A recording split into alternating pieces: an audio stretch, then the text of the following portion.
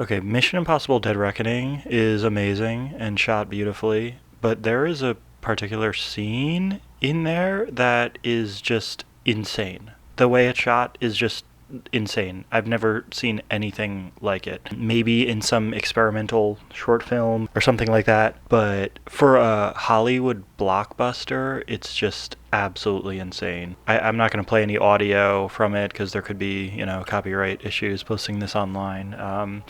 But this is the scene. Ethan Hunt just infiltrated this meeting or whatever it is. He had a fake mask on, he took it off. Then he's talking to this guy who's the head of the CIA or whatever it is in charge of IMF. And there's a lot of, deception going on and lies and different people's wants and needs. But there's no excuse for the way that this scene is shot. I've never seen anything like it in my entire life. So it's mainly about screen direction, and a lot of people have no idea what that is. But if you work in film, especially behind camera like I do, then you probably know something about it.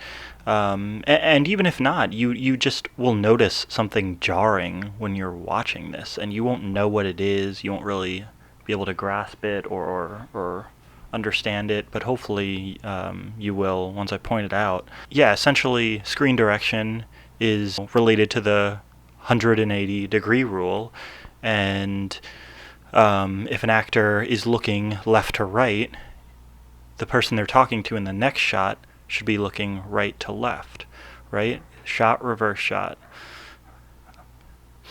It's the way 95% of movies are shot. It's easy going on the eyes. It feels right.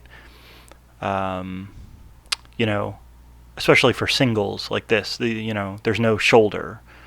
We would notice this problem so much more if these were dirty shots showing the shoulder of these guys, but they're just singles, and that's making it. I don't know if it's making it more noticeable. I think it's making it a little less noticeable because then they can just change their eye line. Let's just play the scene. No sound, as I said earlier. First of all, okay, this guy's looking left to right, and he's placed a little bit off center, right side of screen, right? Left to right. He's looking left to right. So when we cut to Ethan, Ethan should be looking right to left. Okay, that's correct. That's correct. Kind of, weird.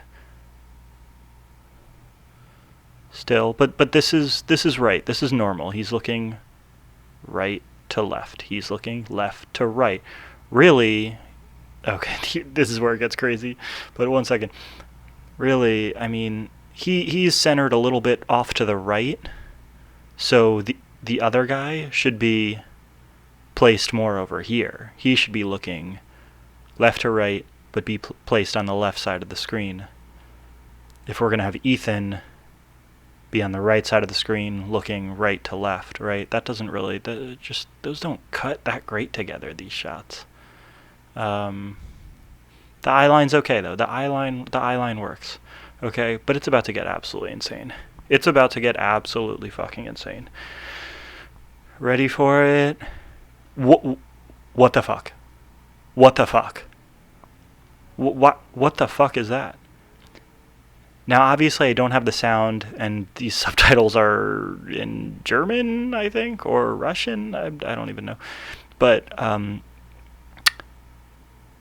I'm sure there's some reason they're doing this, but it's just like, it is so harsh on the eyes to watch this as someone who works behind camera, and I hope people can relate, because this is just absolutely insane.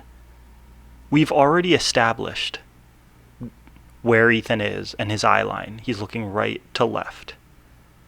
This guy's looking left to right. Now we cut to Ethan, and it's sort of more of a head-on shot, looking right at him, and now he's looking left to right. And it wasn't a complete flip. He's kind of looking towards the camera. It's almost like a breaking the fourth wall, but it's not. But just so jarring. Just so jarring. Why did we change the eye line mid-shot? Why did we change the eye line mid-shot? Like, what? Okay, and now it changes for him. And now this is the reverse shot of the shot we just watched.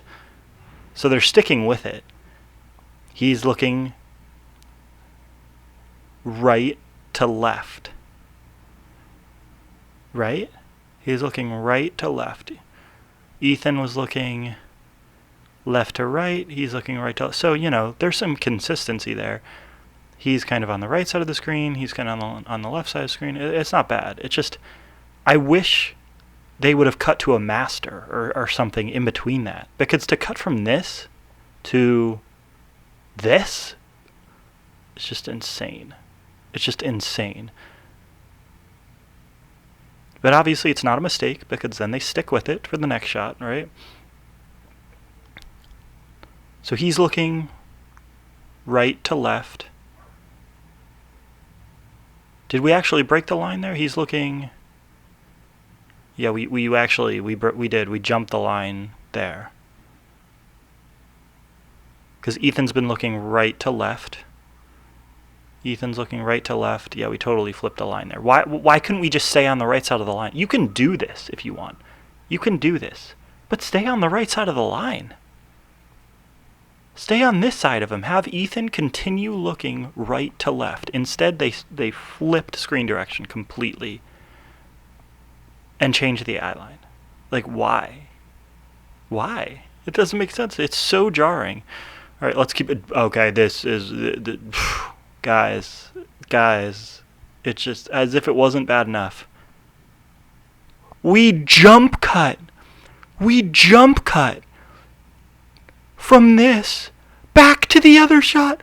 I've never seen anything like this in my entire life. Not in experimental short films, not in anything. This, for a Hollywood, big budget, Mission Impossible movie, this is unacceptable. This is unacceptable. And they knew what they were doing, but it's like, what?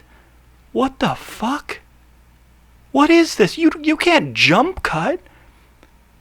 Change the eye line again. If you think about it, I mean, he's just jumping. Look, this is the same light in the room, right? We're just jumping. He's not even in the same fucking stance. Like,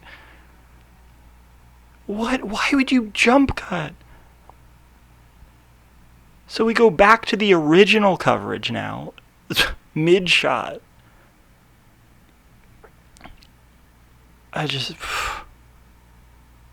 Back to, oh my god. So, wait, we have 2 jump cuts in the same fucking shot? We cut to him, and then we go back. And I wish I had the dialogue right now, because, I'm sure it played a factor, but it's just ridiculous. We are just actively jumping the line and changing eye line. It's just ridiculous. And then, so he's looking left to right again, so we're sticking with the second coverage, not the coverage that we started with. So he's looking left to right, Ethan, and he's looking right to left. Left to right, right to left. So at least they're opposites, but like, what is the... I mean, he's on the right side of the screen. He's on the left side of the screen.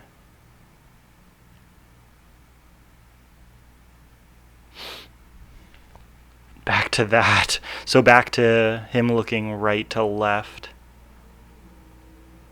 I mean, look at how his eyes look. Left to right.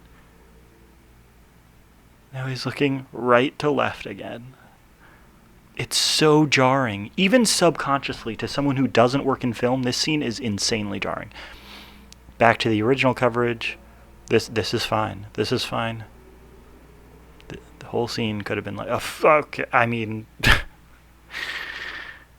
Now we jump to a profile where he's looking right to left. We jumped, so that's jumping the line again. We just jumped the line again. Jesus Christ. We stay on the right side from shot to shot there. Oh my God, you just have no sense of space in this room. You have no idea where they're sitting, who's looking in what direction, what their environment is like. You're so jarred. And maybe that's what the filmmakers went for, but it's just, God. Or just I've never seen a scene that didn't need to break the line so much. And the crazy part is the rest of the movie is incredible. I mean, I love these movies. I'm not some, cinephile who hates mainstream movies. I love the Mission Impossible movies. The way they're shot, the action, the real stunts. Tom Cruise is a fucking wizard, man. It's insane what he's doing. I just am not a fan of this scene. This scene is insane to me. There's other ways of making, jarring edits and, make a viewer feel uncomfortable and the way they should for a scene like this than jumping the line for 2 characters in a scene. Because, imagine 10 people in a scene. Sometimes it's really hard to shoot all the right eye lines and coverages for something like that when you're jumping, all over the place between people. That's really hard to shoot and plan for. Something like this, it's dude, it's 2 people. You don't need to jump the line. And I know it can't be a mistake, I don't think, unless the DP was sick that day and then the additional unit DP wasn't around and the A operator who usually will step in decided he's going to stay on, and it's fucking the first AC jumps in or something, and just there's no explanation. I mean, there's no explanation. I don't think it can be a mistake, but it's really bad. It's really bad. This DP, Fraser Taggart, I believe his name is, he did a lot of additional unit cinematography on Rogue One, Assassin's Creed, John Wick, Ready Player One, Fallout. I mean, he's got quite the list of films he's worked on. This might be his first feature he's the main DP on, it looks like, possibly. So, oh no, Ethel and Ernest. So that could be something. Man, oh my God, I didn't even realize how far the list goes. But he does a lot of additional unit and second unit stuff. So this was his first film he did all the cinematography on, it seems like. So maybe there is something here. Maybe this was some sort of mistake. I don't know. The rest of the film looks incredible, though. The funny part is in Fallout, I can make a different video about this. In Fallout, they switch from film to digital, and then, if I'm not mistaken, they also go from IMAX. So they're jumping formats between at least 2 cameras, if not 3, in Fallout, and you can tell. I worked at Panavision at the time, and we were just talking about it because they used Panavision cameras, the DXLs, the first digital camera by Panavision, and you could tell. And the night scenes, I think they shot the night scenes with digital, but it's just so weird because the night scenes actually looked really underexposed, and there was a lot of really bad color shifts and stuff like that at night. And then I think all the day stuff was totally fine. That was shot with film. And then the helicopter chase and a lot of the other big action scenes they shot with IMAX, so that was film.